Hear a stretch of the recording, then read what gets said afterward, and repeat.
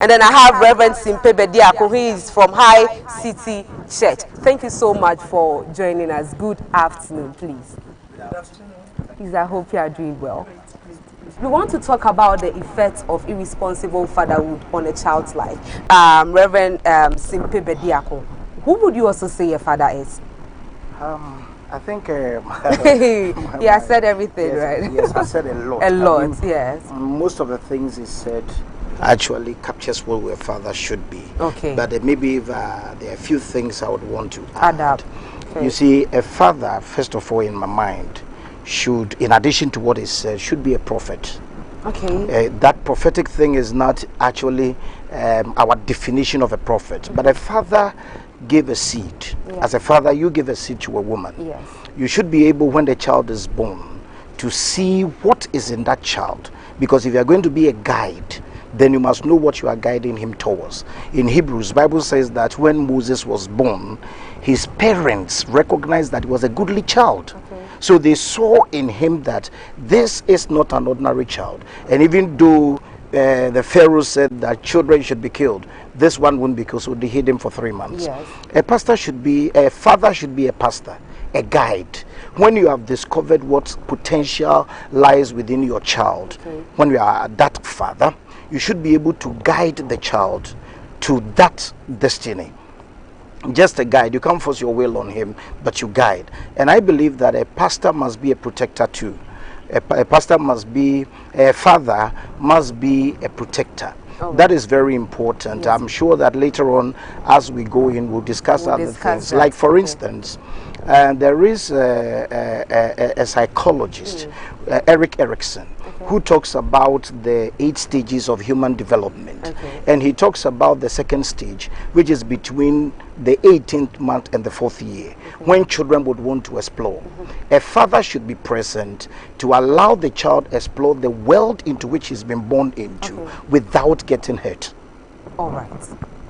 So that's what I want to add. So thanks for staying. The video we played before going for the commercial break clearly says that most people are unhappy with their dads. And so this is where I include our pastors here so that they tell us why people are saying this. One person stated that I can't call my father. If he has an issue with me, he should be the one to come to me and talk to me. And then he also stated that if my daddy was around, I would have been somewhere. That takes me to my first question. And then let me go to Reverend Simpe. Why is it that most children, or most children, think that for me to be to do well in life, I'm supposed to solely depend on my parents?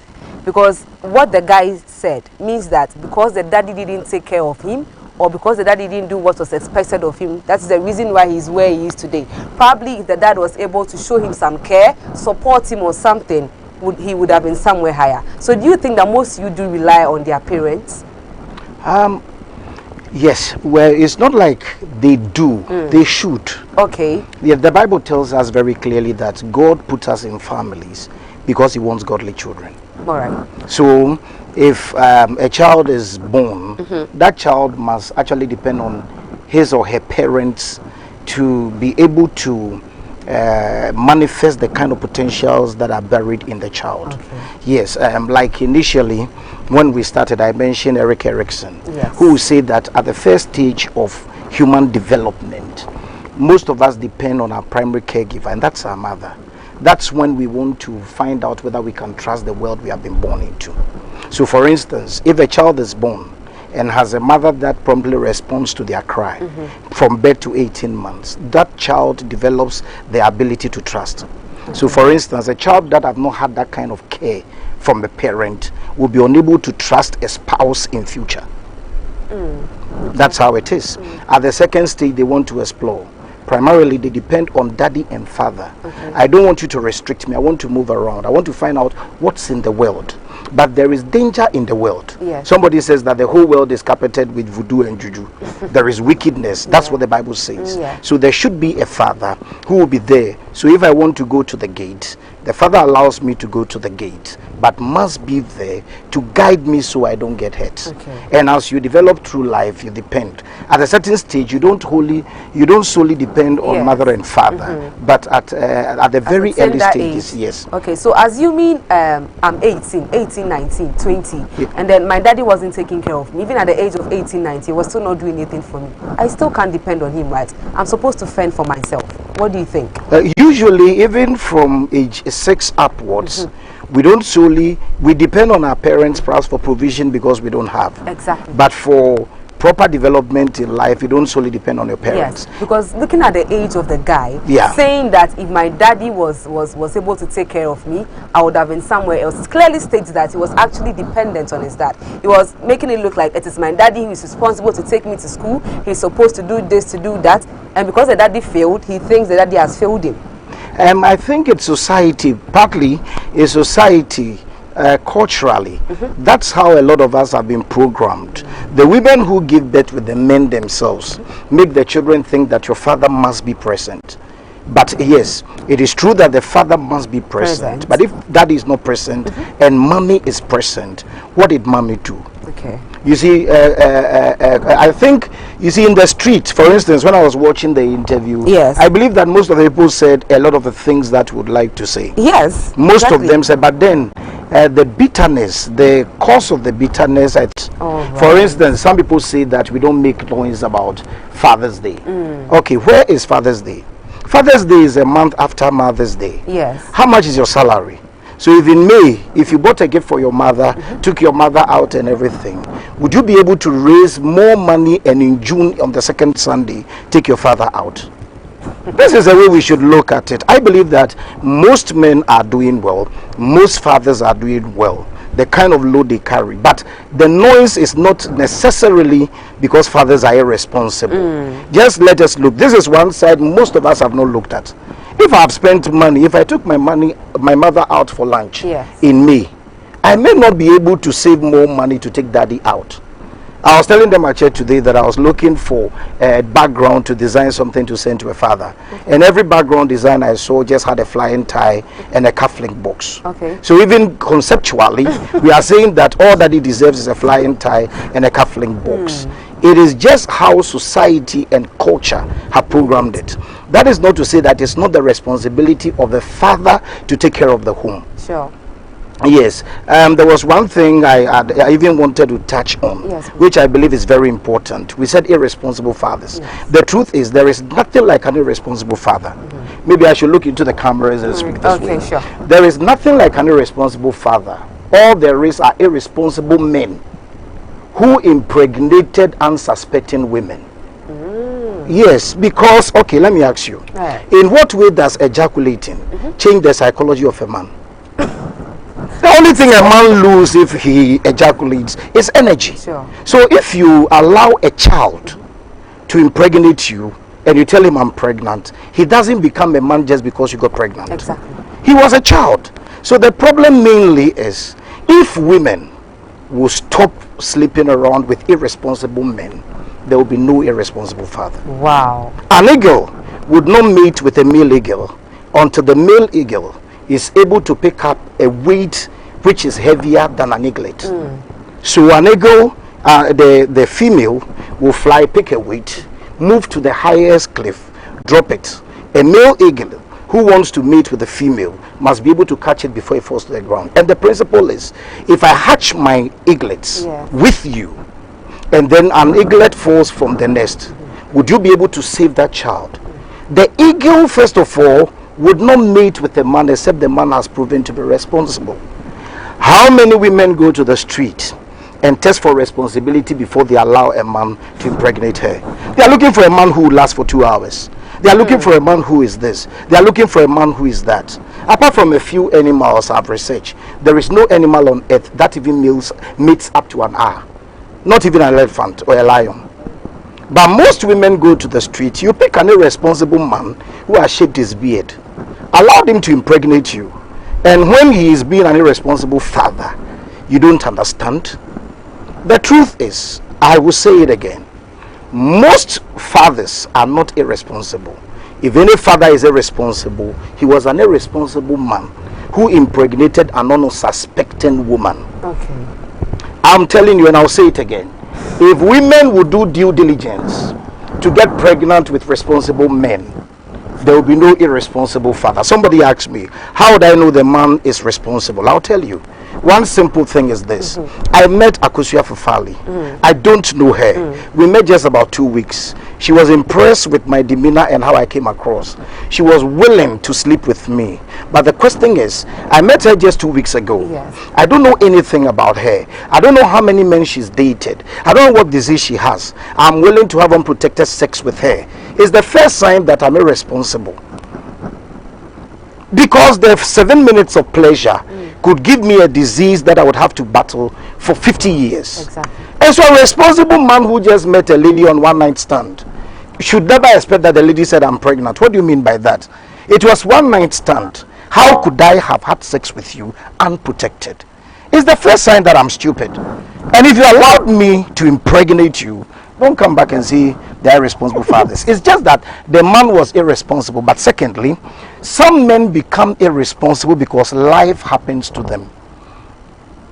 Don't let us rule that one out. When you met him, he was not irresponsible.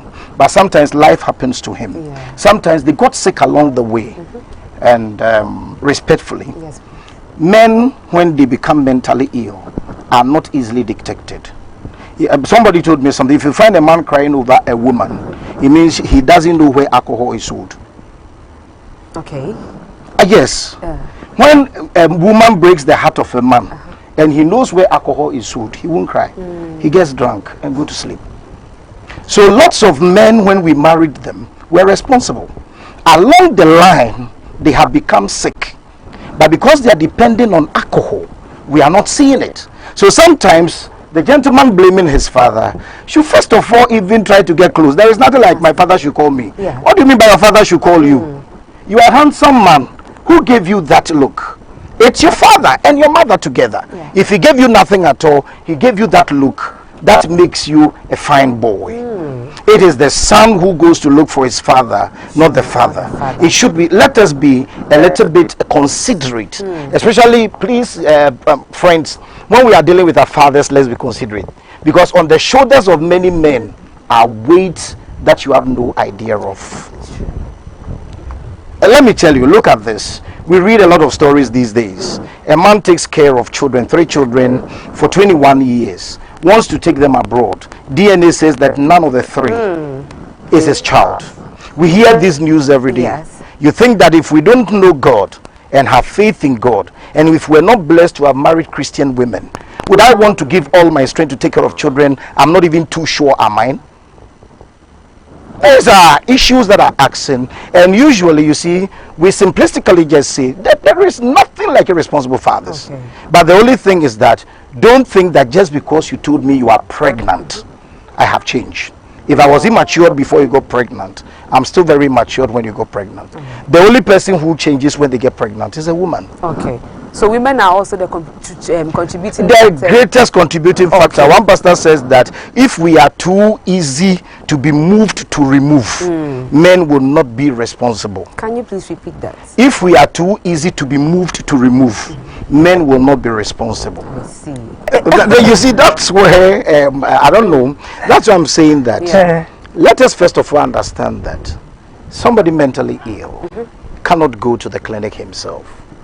The woman was just concerned about without caring about school fees. What sorry and pada ebisa me ejane say papa But I mean, we are men here. it is expected of you to pay your children. When the head is sick, you see, we are here. I'm talking about the fact that sometimes life happened to the man. To the man. Now the guy was speaking in retrospect. All right. So as a child, you don't even know whether even your father himself was eating when he wasn't paying your fees. I understand what Reverend is saying exactly. Well, I don't have to know because I'm a child. All I need to see is that is paying my So all I was asking for was to add my voice to what the singer said, that your father has wronged you. Now you are old. He concluded by saying it's not easy. Yes. Get close to your father and find out. Daddy, I understand that it wasn't easy, but you could have. And let your father open up. Ask the men here. Most of them weep and cry in secret. We just don't do it openly. Okay. We just don't do it openly. Many of them are battling with things they can't explain to anyone. If I go talk to my mother, my wife appears to be evil. I still love that woman, but I'm still going through something. I can't talk to my sister. When I talk to fellow men at a bar, I later on become the subject of mockery. Yes. So all of us are quietly here, and let me ask you a question. None of the men here, I believe, is irresponsible. We are 2 here. Count the men here. Their wives will tell you they are not irresponsible. So if there are 10 men in the room and 8 out of the 10 are responsible, this is simple statistics. If 8 out of every 10 men are responsible, why do you say that just the 2 who are irresponsible? But then I also want to agree with Reverend. But let us we hear this phrase, sense of responsibility. Have we paused to think about that? You are not born to be responsible. You admit that it is my duty To be responsible. and live up to it. Okay. The man has not even been educated to know that it is his responsibility. If we are going to discuss the causes of irresponsibility, I'll tell you. I will do that. Okay. We'll do that. You want to add something? Reverend Simpe, let's talk about the causes of irresponsible fatherhood. What causes it? What makes a man to be responsible? Okay. I'll do that. But let's look at irresponsibility. Okay. Responsibility is understanding that the rise and fall of the child I'm bringing into the world depends on me. Amen. If the child will do well, it depends on me. If the child will fail, it depends on me. There are various categories of irresponsibility. Okay. One of them, for instance, we have not looked at is indulgent parenthood. I'm the kind of father that gives everything my child needs to him. If it's a daughter, I'm raising a woman no man can marry. Because most of the men may not have the kind of financial standing I have. Sure. So once I indulge the child, it's your birthday, it's pizza, bring your friends for a party, that child grows thinking that the world is all about call and it comes. So like every man should have a magic wand. That's irresponsibility. You are raising a child no man can marry, and you wonder why no one is marrying her. You raise them in a way no one can marry. For instance, if you have a father that does not discipline children, your children have never grown to know sit down, how can such a man be married? Your child dress up is going to town, you can't tell that child to get back home. So that child grows and become a husband and no one can control. It's just out of control. These are a few things. So it's not just about even the financial thing. Non-supportive fathers. There is a father who can't support children. That is it. But then let's talk about the causes. Sure. I just want to talk about 5. The first one I'll talk about are the spiritual causes. Okay. Malachi chapter, I think 4 verse 4 will tell us that a prophet is coming, Elijah. He will turn the heart of fathers. So even for fathers to love their children, he took a whole prophet like Elijah.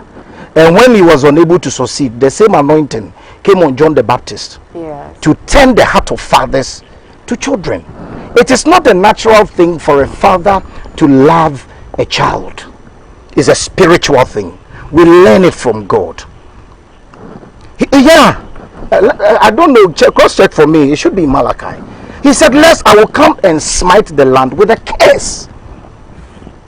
That's it. Let's look at the second cause. It's generational. If a father has never been fathered, so he himself didn't have a father, so then he gives birth to children, and you are telling me to take care of my children, I'll tell you, me papa and me, but my school. It is a bit me a school and so it could also be generational. I think the third thing we need to also address is desperate women who make men who are not ready fathers. Desperate women. Desperate women. When I get pregnant for him, he will marry me. Yes, you get pregnant for him, he marries you, but he wasn't ready to be a father. So after marrying you, don't force him to pay fees. You want him to be responsible. Wait, when he is ready to be a father, he will make you pregnant and father that child. But he wasn't ready, but he impregnated me. Because another cause is cultural. When have you seen a male antelope whose children are following him in the forest? Children follow the female antelope. You are going to carry the child. And for 25 years, if you are even blessed, the child will follow you. For 40 years, if there is a case, because there are 40-year-old men who still feed from their mother's pot. Yes. The earliest your child can leave you is 25. They would have completed the university and finished their national service. And if they have found a job, they can take care of themselves. But me, I will give you a seed. I can even run away. How can you run away from a seed which is 8 months in your womb? The responsibility does not lie even on the man, on the woman. Culturally, and I'm a bachelor. Who you training like any dia, also your training be an ebony or you did that you acquire. Into me, my menyam, me buy me dimechi, usuma, usuma, masum. See exclusive breastfeeding for 6 months. Unidi, it would mean can't himself come the aqualano. No, I don't know if I'm making a point. Let's get it. You see, it's as if there is a way we can make a man responsible, but there is no way. Why? Yes, because you say you are coming for money. I say I don't have the money. So is it intentional? It is partly. It is not. It is intentional because they don't have a sense of responsibility. Okay. It is also even societal because you take the man to Waju. And they say, bet me to ya, or say, met me to ya 100 CDs a month. Yes, I was saying, I want to bet me 100 CDs a month to the cotton. Pure water na for 1 month. So even the laws in the country, that is why in some societies which are more advanced, once you are named as a father and you sign the birth certificate, if you are absent, the child's upkeep is deducted from your salary, from source. Because most men will not bring it if it enters their pocket, including me. Hey. Including you indeed. I know, I guess I don't want to pretend like I am anything. Yeah. There's something we say. If you've never given birth to a delinquent child, you think you're a great father. Wait till your child turns teenage, become delinquent, and you would know that most of the principles you have taught, even as a pastor in church, doesn't really work. Because at a certain stage, the child goes to school. The people who form his character is not family, it's friends. I see. Thank you so much. That we are still deliberating on it, but now let's wrap it up. What we can do, are there put in place to have responsible fathers in our society? I think the first one is what you're doing, opening the discussion, all right, and allowing even the street to tell us what they think. You see, as fathers, we all listen to them. So now I know that, okay, so if I do well for my children, they will take care of me. Basically, then I think that the present generation of men should become the first generation of men who take care of their children, because one of the causes is generational. If we take care of our children, our children will take care of their children, because they would know that's how it is. And I think that the spirituality aspect, you know, let me say this: men should be prayerful and women should pray for their husbands. Sometimes it's not even about your husband going out to another woman. Are you getting the point? My father gave birth with 4 women, but we still went to school. All right. Yes, we still went to school. But sometimes the woman your father is going after is a witch. Bewitching him and turning away his heart. Don't let us rule out the spirituality. What will make a father want to send his children's school fees to a young lady to go and buy pizza when the children are sitting home? It is if we become prayerful, then I believe that we can turn some of these things around and promote fatherhood. And I think that culturally, societally, we should begin to embrace some of the things. Don't pin down a man with pregnancy if he's not ready. Let us also understand that, like you said, we married. Something happened to my husband. He's unable to provide anymore. I shouldn't begin to judge him.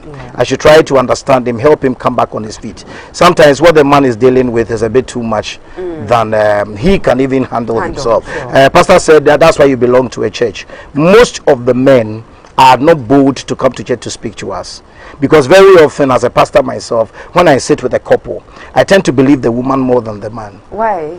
Sometimes maybe because the women are more instrumental in the church than the men, and also in terms of the giving, the women do better than the men. Is it true? Before we go, is it true women give more than the men?